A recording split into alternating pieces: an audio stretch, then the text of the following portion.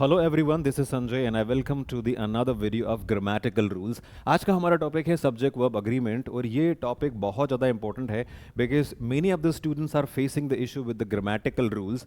जब भी कोई कॉम्पिटिटिव एग्जाम्स होती है, चाहे वो एसएससी हो, पीएससी हो या इंस्पेक्टर वाली एग्ज़ाम हो, वहाँ पर हम लोग जनरली देखते हैं कुछ स्मॉल ग्रामेटिकल कॉमन एरर वाले सेंटेंसेस आते हैं जहाँ पर स्टूडेंट्स को परेशानी आती है कॉमन एरर्स को फाइंड आउट करने में। तो इस टॉपिक में हम लोग कवर करने वाले हैं कि एक सेंटेंस के अंदर सब्जेक्ट का वर्ब से, वर्ब का हेल्पिंग वर्ब से या म्यूचुअली आपस में इनका क्या कोरिलेशन होता है। तो चलिए समझते हैं कि करके कि क्या रूल्स है और किस तरह से ये काम में आता है। तो सब्जेक्ट वर्ब अग्रीमेंट के अंदर जो पहला रूल हमारा आता है वो है कि अगर आपका सब्जेक्ट सिंगुलर है, you need to go for singular helping verb, singular verb. अगर आपका सब्जेक्ट प्लूरल है तो आपको प्लूरल वर्ब यूज करना होगी। सबसे पहले ये जानते हैं कि सिंगुलर और प्लूरल सब्जेक्ट क्या होते हैं, क्या वर्ब होती है। तो हम देखते हैं यहाँ पर हमारे पास में है plural. Okay, let me change this. Singular से स्टार्ट करते हैं। सिंगुलर सब्जेक्ट्स के बारे में हम लोग बातें करते हैं, सिंगुलर, और यहाँ पर हम लोग लेते हैं प्लूरल। तो दो तरह के सब्जेक्ट्स हमारे पास में होते हैं, सिंगुलर सब्जेक्ट्स और प्लूरल सब्जेक्ट्स। सिंगुलर में आता है ही, शी, इट और कोई भी नाम, नाम कैन बी एनीथिंग। और दूसरा यहाँ पे होता है प्लूरल। प्लूरल में हम लोग देखते हैं हमारे पास में होता है आई, यू, वी और एक होता है दे। इसके साथ में वो सारे नाउन्स जिन्हें आप सब्जेक्ट की तरह इस्तेमाल करते हैं सारे प्लूरल्स होते हैं। जैसे बॉय सिंगुलर है, बॉयज में अगर आप जाओगे तो प्लूरल हो जाएगा। गर्ल एक सिंगुलर है, गर्ल्स जब आप लिखते हैं तो प्लूरल हो जाता है। तो what the rule is talking about, rule कहता है कि अगर आप सिंगुलर सब्जेक्ट्स के साथ जाते हैं you need to go with singular verb, एक वचन वर्ब। और अगर आप जाते हैं प्लूरल वर्ब के साथ में, प्लूरल सब्जेक्ट के साथ में, then you need to go with plural verb. अब वर्ब्स की बात कर लेते हैं कि प्लूरल वर्ब क्या होती है। तो जैसा कि आपने देखा कि जब हम किसी नाउन को प्लूरल करते हैं तो वहां पर एस लगाया जाता है। जैसे अगर यहां पर मेरे पास में है बॉक्स जो कि एक नाउन है, इसको अगर मैं प्लूरल करता हूं तो ये हो जाता है बॉक्सेस। वहीं पर अगर मैं यहां पे लिखता हूं पेन, और पेन एक सिंगुलर है, इसका प्लूरल करने जाएंगे तो एस लग जाएगा, पेन्स हो जाएगा। एस या ईएस लगाकर हम किसी नाउन को सिंगुलर से प्लूरल बनाते हैं, लेकिन वर्ब में ऐसा नहीं होता है। Verbs become singular when you add S. जैसे कि अगर मेरे पास में एक वर्ब यहां पर है राइट, ये राइट वर्ब जो है ये प्लूरल फॉर्म में है या सिंगुलर फॉर्म में है, कैसे पता लगाएंगे। जैसे मैं यहां पर एक सेंटेंस लिखता हूं, मैंने लिखा है ही राइट, और यहां पर मैं लिखता हूं ही राइट्स। दो तरह के सेंटेंस है, आपको बताना है कौन सा सही वाला सेंटेंस है, ही राइट्स होगा या ही राइट होगा। ही हमारा यहां पर सिंगुलर है, और जब आप ही के साथ में वर्ब का इस्तेमाल करेंगे तो आपको लिखना होगा ही राइट्स। यू कैन नॉट से ही राइट, क्योंकि राइट एक प्लूरल फॉर्म होता है और राइट्स सिंगुलर फॉर्म है। समझ में आया आपको कि जब किसी नाउन को हम लोग प्लूरल फॉर्मेट में लेके जाते हैं तो वहां पर एस लगाया जाता है, वहीं पर अगर किसी वर्ब को सिंगुलर करना होता है तो हम एस लगाते हैं। एस पर द रूल यही है कि जब आप सिंगुलर सब्जेक्ट का यूज करेंगे वहां पर आपको सिंगुलर वर्ब यूज करना है, और प्लूरल सब्जेक्ट के साथ में प्लूरल। कुछ एग्जाम्पल से हम लोग और इसको डिटेल में समझते हैं। यहां पर कुछ एग्जाम्पल्स हैं, जैसे ही प्लेस क्रिकेट। ही प्ले क्रिकेट लिखेंगे तो ये गलत हो जाएगा। रवि ईट्स मैंगो, रवि ईट मैंगो लिखेंगे तो ये गलत हो जाएगा। क्यों? बिकॉज ही यहां पर हमारा सिंगुलर सब्जेक्ट है, रवि हमारा यहां पर सिंगुलर सब्जेक्ट है। तो द रूल वन सेज कि सिंगुलर सब्जेक्ट के साथ में सिंगुलर वर्ब और प्लूरल सब्जेक्ट के साथ में आपको प्लूरल वर्ब यूज करना होगी। यहां पर कुछ एग्जांपल्स हैं जो कि प्लूरल वर्ब के हैं। जैसे अगर आप बोलते हैं they work in a company, they plural subject है, वी एक प्लूरल सब्जेक्ट है, वी प्ले फुटबॉल, ये भी सेंटेंस यहां पर आप देख सकते हैं प्ले है, प्ले मतलब कि ये प्लूरल फॉर्म ऑफ वर्ब है।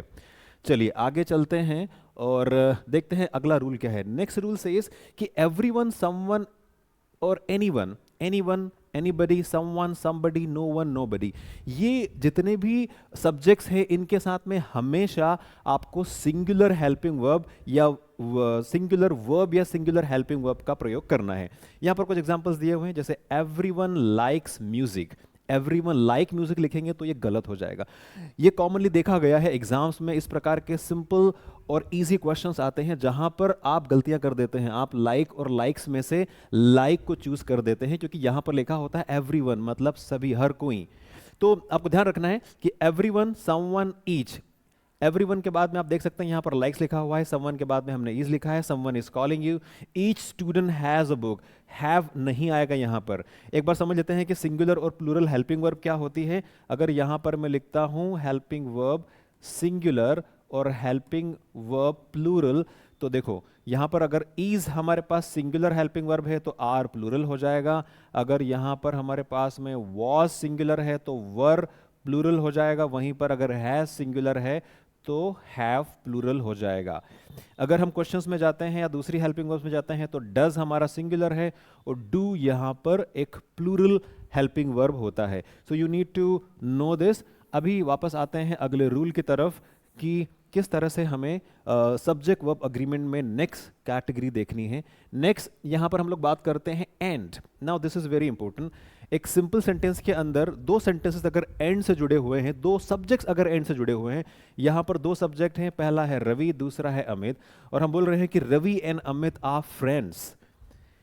क्या हो रहा है, यहां पर दो सब्जेक्ट हो गए। When subjects are more than two और मोर देन वन, तो यहां पर आपका जो फॉर्मूला काम करेगा, एंड से आपने जोड़ा हुआ इसलिए यहां पर आर आएगा। Ravi and Amit are friends. Why we are using are? Because Ravi and Amit two subjects are there. यहां पर दो सब्जेक्ट्स आपस में एंड से जुड़े हुए हैं, मतलब ये प्लूरल हो गया है। Tea and coffee are available. Tea और कॉफी दोनों अलग अलग अवयव है, अलग अलग कॉन्टेंट्स हैं। लेकिन एक केस होता है जहां पर हम बोलते हैं bread and butter is my breakfast. अब आप देखोगे कि bread and butter they both are connected with one thing. जब भी दो सब्जेक्ट एक चीज की तरफ रिलेशन रखते हैं या एक चीज को रिलेट करते हैं, वहां पर आपको सिंगुलर हेल्पिंग वर्ब का प्रयोग करना है। जैसे slow and steady wins the race, तो यहां पर विंस क्यों आया? Because this is for one way. ठीक है, नेक्स्ट हम लोग आगे बात करते हैं कि अगर ये थोड़ा से प्रैक्टिस एग्जांपल्स हैं, एक बार ट्राई कर लेते हैं हम लोग। शी गोज टू स्कूल होगा या शी गो टू स्कूल होगा? मैं यहां पर इनके आंसर नहीं लिख रहा हूं, ये पोर्शन मैं आप लोगों के लिए छोड़ रहा हूं कमेंट के लिए। कमेंट में आप लोगों को इनके आंसर्स लिख के देना है कि यहां पर गो आएगा कि गोज आएगा, दे लाइक होगा या दे लाइक्स होगा, एवरीवन के साथ में नोज आएगा या नो आएगा, रवि एंड मोहन के साथ में रवि एंड मोहन प्लेज होगा या प्ले होगा। सो इट्स वेरी इजी, आप लोग कर सकते हैं and I will be waiting for you in the comment section to check whether you have written correct और नॉट। चलिए अभी आगे आते हैं। अ नंबर ऑफ और द नंबर ऑफ, इन दोनों का एक ही मीनिंग होता है, बहुत सारा। अ नंबर ऑफ जब आप यूज करेंगे उसके साथ आपको प्लूरल नाउन के साथ जाना है, और जब आप द नंबर ऑफ यूज करेंगे तो उसके साथ आपको सिंगुलर हेल्पिंग वर्ब का यूज करना है। दोनों का मतलब एक ही होता है। जैसे यहां पर आप देखोगे a number of students are absent today, तो चूंकि यहां पर अ नंबर ऑफ है इसलिए हमने आर जो कि प्लूरल हेल्पिंग वर्ब है का प्रयोग किया हुआ है। सेकेंडली यहां पर लिखा हुआ है द नंबर ऑफ, तो जब द नंबर ऑफ आ जाएगा आपको यहां पर इस्तेमाल करना है इज का। This is really very important. इस प्रकार के क्वेश्चंस बहुत बार हमने देखे हैं एग्जाम्स में होते हैं और कंफ्यूजन की स्थिति बनी रहती है। You only need to remember कि अ नंबर ऑफ जब है तो आपको प्लूरल में जाना है, द नंबर ऑफ अगर है then you need to go with singular. चलिए let's go to the next rule. अगला हमारा रूल है देयर इज और देयर आर। अब यहां पर आपको ध्यान रखना है कि देयर इज या देयर आर क्या आएगा, यह डिपेंड करेगा कि आपका जो ऑब्जेक्ट है वो क्या है। जैसे यहां पर आप देख सकते हैं देयर इज अ बुक, यहां अ बुक को देखकर हमने इज लगाया है। फिर हम बोल रहे हैं देयर आर मेनी बुक्स, तो जब यहां पर मेनी बुक्स दिया हुआ है then we are going with are. तो इट डिपेंड्स ऑन ऑब्जेक्ट कि आप ऑब्जेक्ट क्या ले रहे हैं। अगर आपका ऑब्जेक्ट प्लूरल है then you need to go with plural helping verb, अगर सिंगुलर है in case you need to go with the singular one. अब बहुत इंपॉर्टेंट है यहां पर हमारे पास में है कि ईदर और नीदर नॉर। कुछ लोग आइदर और नाइदर भी बोलते हैं, बोदा करेक्ट। ईदर और नीदर नॉर हो तो क्या होगा? आपको ध्यान रखना है कि जब भी ईदर और नीदर नॉर होता है तो जो नियरेस्ट सब्जेक्ट है उसके अकॉर्डिंग आपको हेल्पिंग वर्ब इंसर्ट करना है। जैसे यहां पर हम देख सकते हैं ईदर रवि और अमित। अब ये जो हेल्पिंग वर्ब सेट की गई है ये सेट की गई है अमित के लिए। अगर यहां पर प्लूरल होता, अगर यहां होता ईदर रवि और हिज फ्रेंड्स, तो यहां पर हम फ्रेंड्स के हिसाब से आर लगाते, पर चूंकि ये सिंगुलर है और अमित एक सिंगुलर नाउन होता है, then we have used differently. चलिए दूसरा सेंटेंस है ईदर द टीचर और द स्टूडेंट्स। अब यहां पर clearly you can see students दिया हुआ है, this is why we are going with are जो कि प्लूरल हेल्पिंग वर्ब है। फिर है neither the students nor the teacher is, क्योंकि यहां पर द टीचर है जो कि सिंगुलर है, this is why we are going with is. समझ में आया आप लोगों को? ईदर और नीदर नॉर वाली स्थिति में आपको नियरेस्ट सब्जेक्ट क्या है जिसके जस्ट बाद में आपकी हेल्पिंग वर्ब आ रही है, उसके अकॉर्डिंग आपको हेल्पिंग वर्ब इंसर्ट करना है। Let's go to the next rule, many, several, few. इन सारे वर्ड्स के साथ में हमेशा प्लूरल हेल्पिंग वर्ब आती है। कैसे? जैसे मेनी स्टूडेंट्स आर प्रेजेंट, यहां पे दिया हुआ है सेवरल पीपल हैव। अभी हमने देखा कि हैज और हैव में से हैव हमारा प्लूरल हेल्पिंग वर्ब है। फ्यू स्टूडेंट्स नो, नोज नहीं होगा, तो फ्यू, सेवरल, मेनी, ये तीन वर्ड्स जहां पर भी आते हैं इसके बाद के जो भी सब्जेक्ट्स हैं वो प्लूरल होंगे। जैसे यहां पर हमने देखा कि स्टूडेंट्स भी हमारा प्लूरल है, मेनी स्टूडेंट नहीं होगा, मेनी पर्सन या पर्सन्स होगा, फ्यू स्टूडेंट्स होगा, न कि फ्यू स्टूडेंट। ठीक है, तो दैट्स रियली वेरी इजी। अब आते हैं अगले रूल की तरफ। हमारे पास में अनकाउंटेबल वाली स्थिति है, जैसे मच और लिटिल। ये वर्ड्स हमेशा सिंगुलर माने जाते हैं। जैसे much information is available, much information are available, no, because much यहां पर सिंगुलर हम लोग मानते हैं। फिर दिया हुआ है little time is left, little money was spent. तो जब जब भी आपके सामने लिटिल, मच के बाद में कोई नाउन आएगी, जनरली इनके बाद में हमेशा अनकाउंटेबल नाउन आती है। जैसे टाइम अगर आप देखोगे तो अनकाउंटेबल नाउन है, इंफॉर्मेशन भी हमेशा अनकाउंटेबल नाउन होती है। यू कैन नॉट से इंफॉर्मेशंस और टाइम्स। टाइम्स आप यूज कर सकते हैं लेकिन उसका कुछ और मीनिंग निकल कर आता है। तो मच और लिटिल के साथ में हमेशा आपको सिंगुलर जाना है, because we take them as a singular. फिर आते हैं नेक्स्ट रूल की तरफ। यहां पर दिया हुआ है, कुछ एग्जाम्पल्स पहले समझ लेते हैं। जैसे यहां पर दिया हुआ है 10,000, अच्छा, मनी, टाइम, डिस्टेंस, ये तीन और हमारे पास है, और इनके साथ ये वर्ड्स दिखने में प्लूरल लगते हैं लेकिन सिंगुलर मीनिंग में यूज होते हैं। कैसे होते हैं? देखिए यहां पर दिया हुआ है 10,000 rupees is a big amount. अब आप देखोगे कि 10,000, 10 एक डिजिट होता है और आपको लगता है कि 10 मतलब कि मोर देन 1 मतलब plural, but it is not like that. क्योंकि ये मनी, टाइम और डिस्टेंस को कवर करते हैं और इनको हमेशा हम लोग एज अ सिंगुलर ही लेते हैं, बिकॉज दिस इज यूनिट, ये इनकी एक इकाई है, यूनिट है। 10,000 rupees is a big amount, you can not say are. 5 kilometres is a long distance. फिर है 2 आवर्स इज इनफ। ज्यादातर आप लोग यहां पर गलतियां कर देते हैं, आप बोलते हैं 2 आवर्स दिया हुआ है मतलब आर होगा, 1 आवर इज और 2 आवर्स आर, पर नहीं, ये टाइम की एक यूनिट है, एक इकाई है। 2 आवर्स इज इनफ। तो ध्यान रखना है आप लोगों को, यहां पर इज आएगा, सिंगुलर होगा, बिकॉज जब भी मनी, टाइम और डिस्टेंस, ये तीन कंटेंट के साथ हम लोग जाएंगे, इनके साथ अगर हम सब्जेक्ट इंसर्ट करते हैं तो हमारी हेल्पिंग वर्ब हमेशा सिंगुलर ही रहेगी। चलिए next go to collective noun.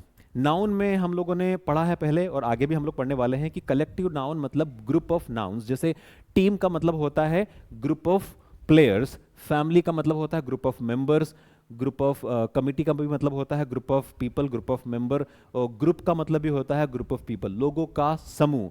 तो जब भी कलेक्टिव नाउन की बात होगी आपको सिंगुलर में ही जाना है। The team is winning. आपको ये नहीं सोचना है कि टीम मतलब बहुत सारे लोग होते हैं तो I need to go with are या फिर प्लूरल वर्ब। तो the team is winning the match, my family lives in Delhi. My family, आपको लगता है कि फैमिली मतलब बहुत सारे लोग, तो नो, बिकॉज फैमिली यहां पर हम एक सिंगुलर नाउन की तरह लेते हैं। फैमिलीज हो सकता है, अच्छा, इनका सिंगुलर प्लूरल हो सकता है, टीम का टीम्स हो सकता है, फैमिली का फैमिलीज, कमिटीज एंड ग्रुप्स।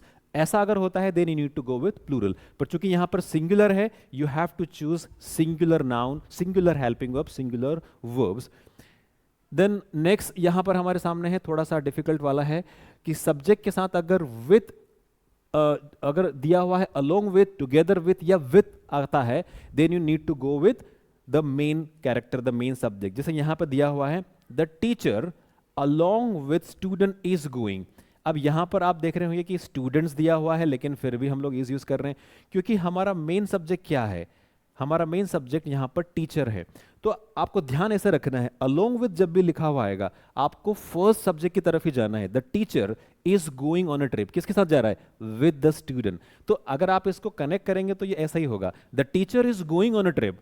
अब विद द स्टूडेंट, क्योंकि फॉर्मेशन में आपको विद पहले लिखना होगा, लेकिन आपको समझने के आधार पर इसको आप ऐसे समझ सकते हैं। रूल के अकॉर्डिंग देखें तो अलोंग विद जब भी आएगा आपको पहले सब्जेक्ट के अकॉर्डिंग ही आपकी हेल्पिंग वर्ब को सेट करना है। अब लिखा हुआ है रवि विथ हिज फ्रेंड्स, तो चूंकि जा कौन रहा है, रवि, खेल कौन रहा है, Ravi, Ravi is playing, who is playing, Ravi is playing, किसके साथ खेल रहा है, विथ हिज फ्रेंड्स। तो आपको विथ या अलोंग विथ जब आता है तो वहां पर आपको पहले सब्जेक्ट के अकॉर्डिंग आपकी हेल्पिंग वर्ब को इंसर्ट करना है। ठीक है, अभी एक और हम लोग रूल देख लेते हैं जो कि है वन ऑफ, और यहां पर होती है आपकी नाउन, और उसके बाद आपको यूज करनी होती है हेल्पिंग वर्ब, और फिर आगे रेस्ट ऑफ द सेंटेंस होता है। यहां पर ज्यादातर लोग गलतियां करते हैं और मैं चाहूंगा कि आप बड़े ध्यान से इसे समझें। अगर मैं यहां पर लिखता हूं one of my classmate, one of my classmate,